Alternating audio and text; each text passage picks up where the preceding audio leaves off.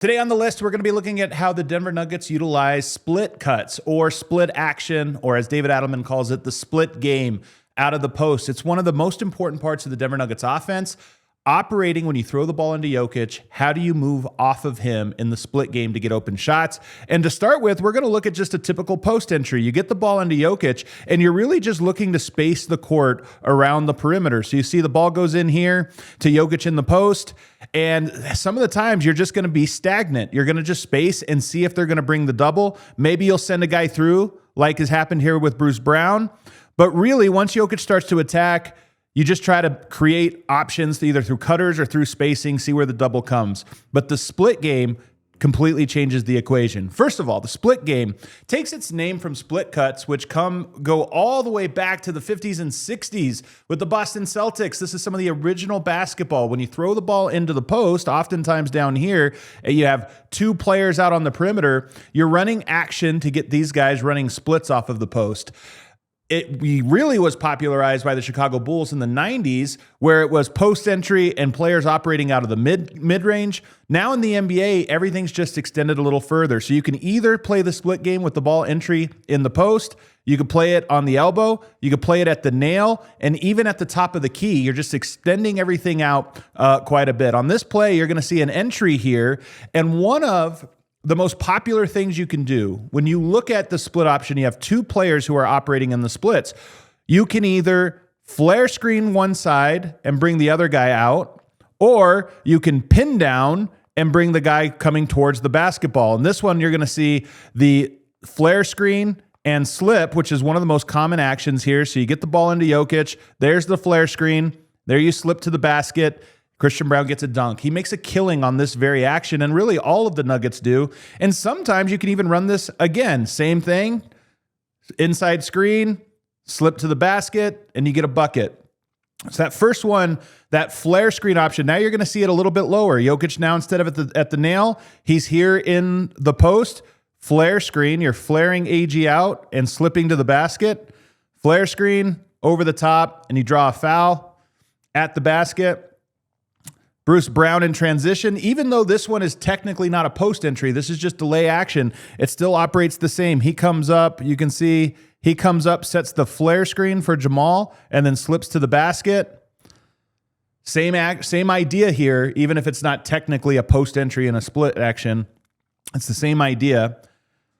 Let's get another one here. Same thing, flare screen, and now he comes off, and sometimes you just get the shot out of it as you get here. That time it wasn't the slip, it was the shot. We look at this one, flare screen. Ball gets to Jamal, who's operating now on the move, and we can see how hard that was for them to guard. We just kind of rewind a little bit. You're just getting Herb Jones attacking. Jamal Murray catches on the move, slips into the seams, and gets the bucket. That's off of a split action. Here we get another flare. And as before, you were getting that flare cut and then slip to the basket here. Flare cut and then slip. Instead, Peyton Watson elects just to open up because both guys run with Jamal. So he gets the open shot. Doesn't knock it down on this one. Now we're going to get an elbow entry here. Flares to the basket. And this time it's a skip pass for an open three. And if we look at this again, this is how many different options come off of it. It's because of that split action that's going to suck this defender in because Cam Johnson is going to the basket. And of course, Jokic is going to read it perfectly and get the ball open. So many different reads off of this action. Post entry, flare screen, and now CB comes off of the dribble handoff, gets it back to Jokic for the three. Let's look at this again. We rewind it a little bit.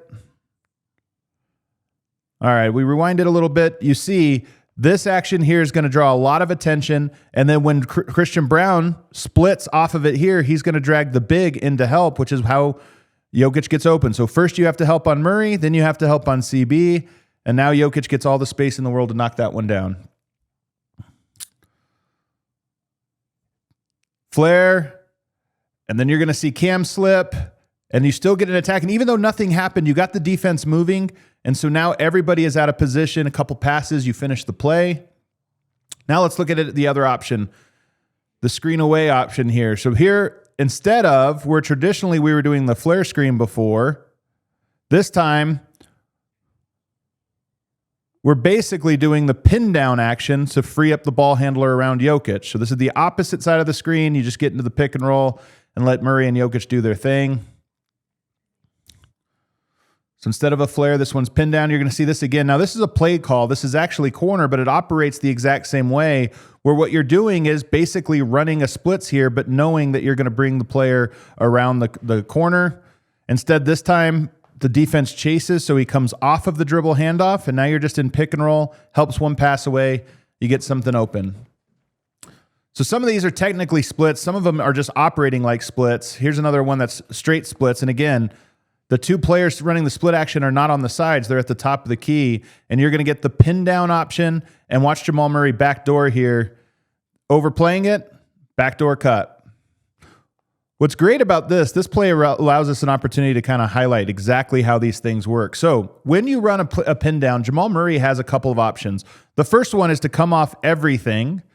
The next one is to come off of one and curl.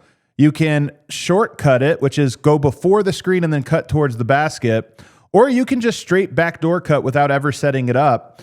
And what's nice is Aaron Gordon has a couple options. He can pin it down, or he can slip the screen himself, fake like he's going to screen, and then slip. Instead, this time what you get is the option with Jamal shortcutting the screen, backdoor, and automatically you get a shot at the basket.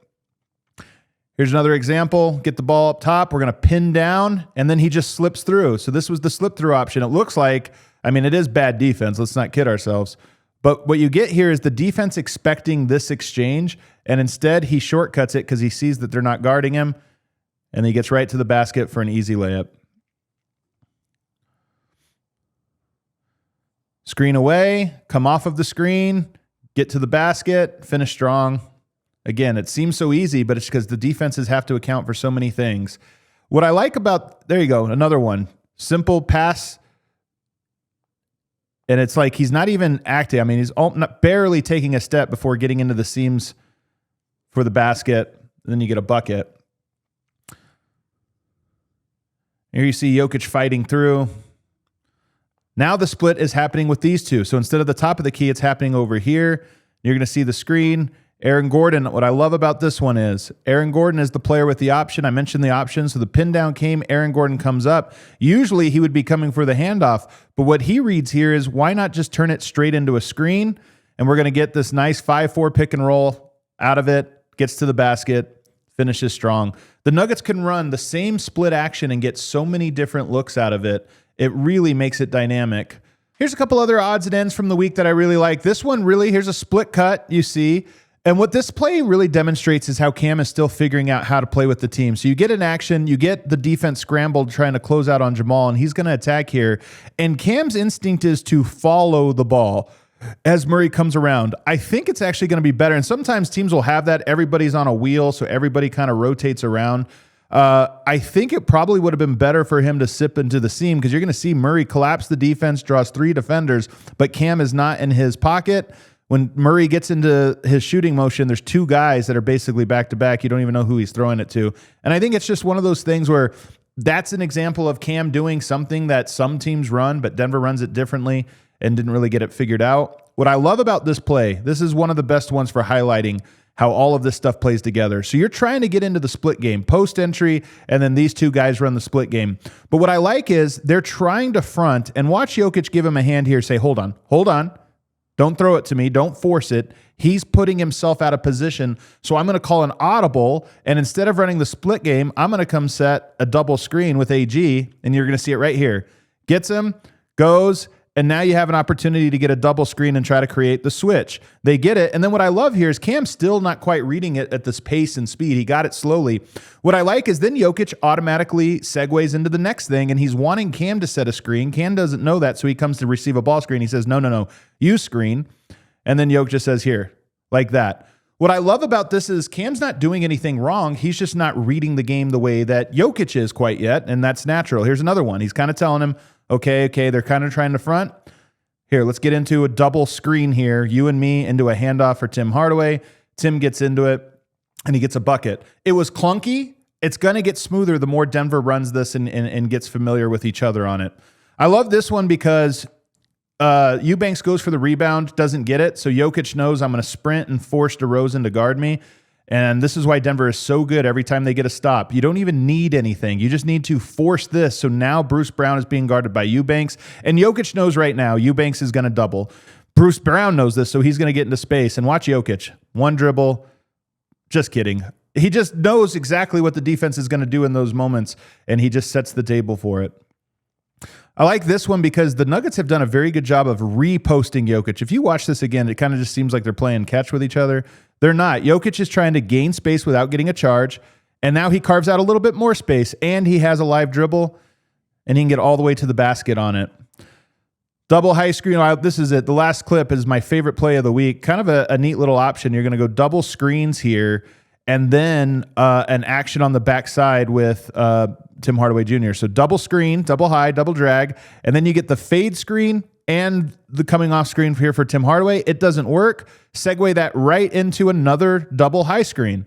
So now we're running another action, and now we're just in the pick and roll game. Skip it for Bruce, and you get it. Let's watch it again because it was such a cool play to watch unfold. If I can rewind here.